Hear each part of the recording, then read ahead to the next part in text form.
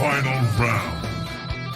And here with the final round, a little bit more WWE action as Jey Uso will defeat Roman Reigns at SummerSlam. How do you feel about this one, Corey? Do you agree with this statement? Are you in or are you out on this one? Man, I'm out.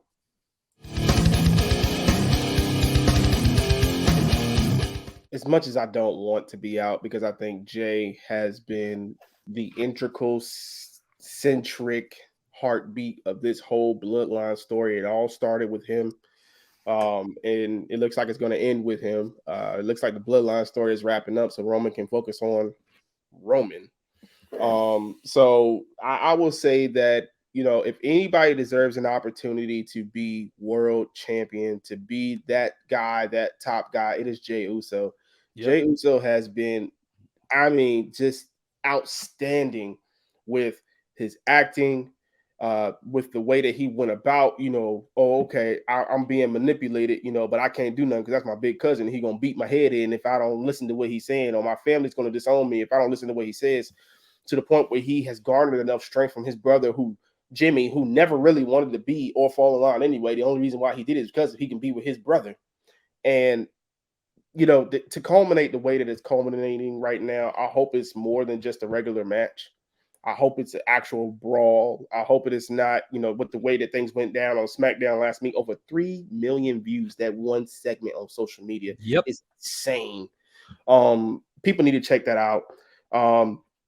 But I definitely feel like this is the way that they're going to break off Roman away from the Usos, Roman and Solo, possibly build the Roman and Solo Sikoa arc, which leads to WrestleMania. And Cody, as long as Cody Rhodes is a factor in the situation, he still has to finish the story. I ultimately think that Roman is going to lose the titles at Mania, because with this type of reign, what other place would you have him lose the title at? Even with the other big, you know, three with Survivor Series, SummerSlam, and Royal Rumble, WrestleMania is the culmination of this whole, you know, quote unquote story. I think Roman is about to win, and then we're about to see the fall of the tribal chief. I think this is the what they call it. You have the rise in action, you have the climax, and now you're finna see that slow fall now from Roman. Especially since he just got pinned for the first time in 3 years, 4 years, whatever it is. So I don't see Jay winning, though. Something is going to happen. Roman is going to cheat. Roman's going to figure out a way to keep the title on him. And it's going to start this new storyline with Roman having to do things on his own without all the backup that he has had. I kind of see this playing out in multiple ways. That's the beauty of this story. You know, it could be more evolution like Drew. It could be, it's so much to it. But the Roman fall, the Empire fall, the tribal chief fall is coming. Yeah, it is. As much as I want to disagree with you on this one, I have to be out on this as well. And I'm only saying that I want to disagree with him because I want to see it go the other way. I kind of want to see Jey Uso win this championship and see this bloodline story continue in a way to where it's like Roman chasing for the championship back, you know, even if it takes him to a Royal Rumble to get it. And then he ends up, you know, going at WrestleMania to face like Cody Rhodes or somebody else for a different version of the story. Or even if old Dwayne shows up and wants to challenge for the head of the table spot, who knows? Because there's different ways that this can actually pan out for this situation with the bloodline. But like you said last week, during a combined 40 minutes of total showtime for the bloodline last week, they only have a 2-hour show for SmackDown. Mm-hmm. And bloodline, the bloodline segment between the two different parts of it and the little bit of clips in between all added up to be about 40 minutes.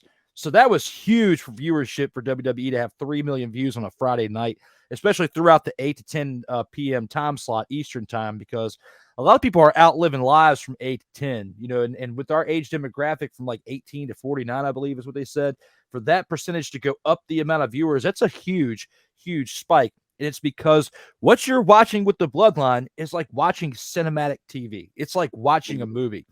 If you watch WWE put out about a 2 or 2.5 hour long combined of all of their bits and all their segments throughout the past few years, and it's made like an actual movie's amount of time that you can watch for this whole bloodline story. It's a great story, especially with the addition of Solo Sikoa last year and adding a different angle to the story, because now when you split away from the Usos, you're not fully alone. You still have the big brute force that's right behind you to help keep this thing going. There's still other members of this family in the Anoa'i family.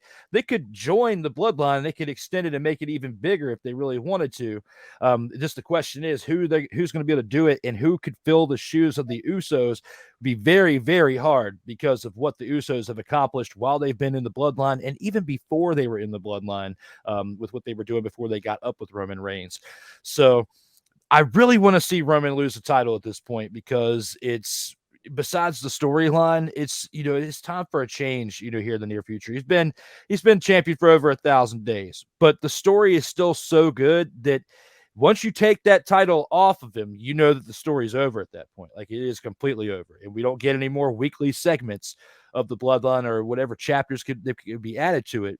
Because once you take that title off of him, the tribal chief is pretty much lost at that point. Even though he did get pinned this past week at Money in the Bank, he is still the tribal chief because he didn't lose his championship. Just because he lost for the first time in 3.5 years by pinfall doesn't mean that he's not the tribal chief anymore, because he still has that actual championship.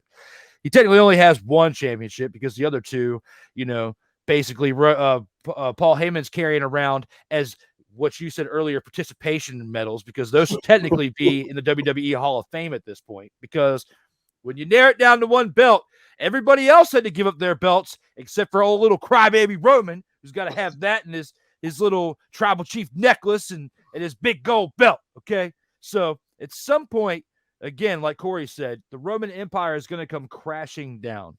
But how, when, why, all those things that matter to make that story and the culmination of everything complete, we don't quite know yet. It's going to have to wait and see, but it's looking like WrestleMania next year will be when it culminates. But there's still another 6 months that we have pretty much going up into that point. There's still a lot of story to tell.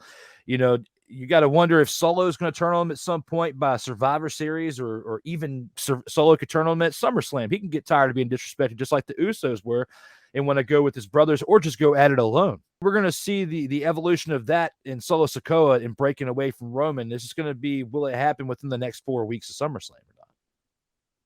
I mean, it's one of those things where, like, it's so many different arcs, Drew. I mean, in my personal view, I would like to see him lose the title. He's in the ring having a meltdown, and then this guy over here, or this guy down here, whichever one he wants to show up as, comes and gets his revenge.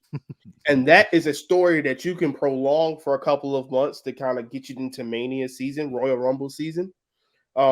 He's out. He doesn't have any creative going on right now. So, and this all started at SummerSlam, 3 years ago. When he took him down, yeah. I mean, what better way to start a different arc, for Roman story-wise? Because, I mean, you still could do something story-wise. Like I said, it could be the fall of the tribal chief. It doesn't necessarily mean, it plateaus at him losing the title. The losing the title could be that thing that switches, and it's just like, okay, I don't have control of anything anymore. I don't need no wise man. I don't need Solo. Like, he thinks he doesn't need anybody, and he's gonna get his ass whipped like a lot. He's got to give back at this point, because he's been given so much by the company over the last few years. So he's got to start giving back to help propel other people. Roman's like 38 years old. He's not going to be doing this for too much longer. So I can see, like, what better way, man, to just put Jey on that platform that he deserves than for him to win the title clean. Man, I would love it. But I don't see it happening. Because even the way that he had to get that victory over him at Money in the Bank, I mean, he had to have Jimmy there to do it. And the way that they did it, even though it was still a great way to end that match, and I'm not trying to take anything away from the art form of what they did, when you really analyze it and what they told within that story of how Jey got that win, is if it's a true one-on-one match, it's going to be maybe not as quick as the last time. Because even though he had a pretty good match with Roman before, when they went one-on-one back when they were combating before he joined the bloodline, I think that he'll have a little bit better of a showing. But even that wasn't like a chump matchup.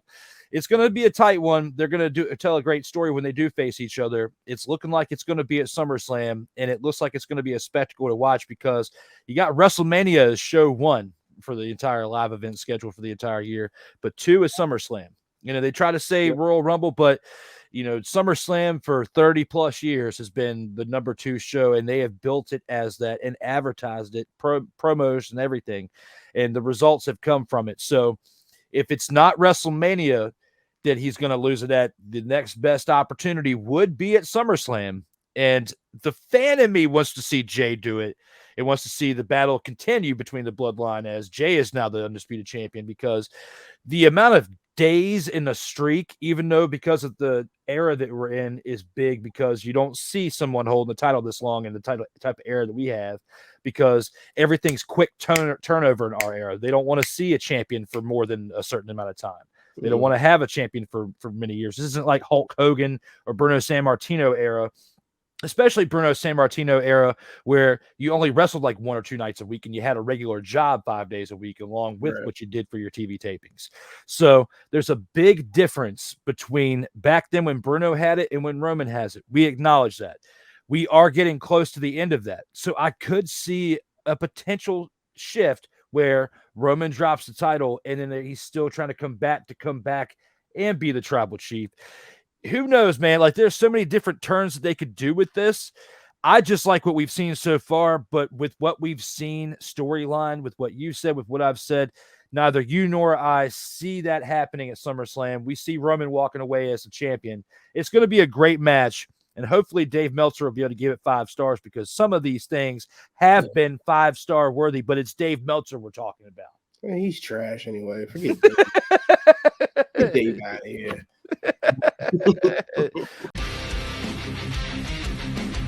Sertoba Media, where the struggle is real to be awesome.